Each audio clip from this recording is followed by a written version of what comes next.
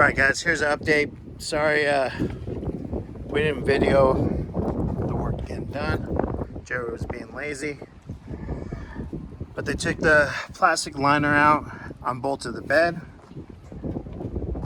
They lifted it, put a piece of wood? Yes. 4x4? Mm-hmm. Or was it a piece of tree?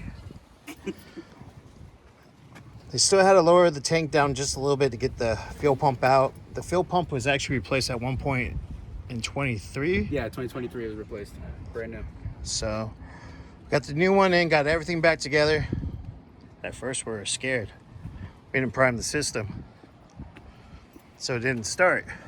But when I walked by, remember we had that loose. So when I walked by the front, I smelled fuel. I told Jared to tighten it down, and it fired right up.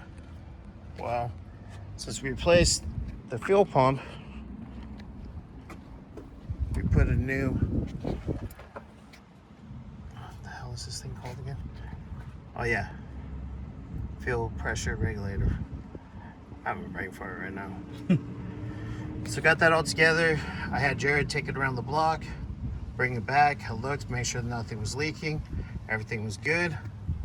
So it's all done. Let's go home. Yay. Thank God. Oh, yeah. When did we replace the starter?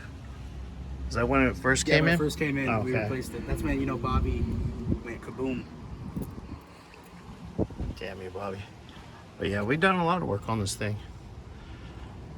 Jared and his dad replaced the radiator at one point because they exploded. That's always fun. It is. You guys were arguing that thing for a minute. Yeah, we were. But yeah, yay. Gets to go home. See you later. Until the next thing.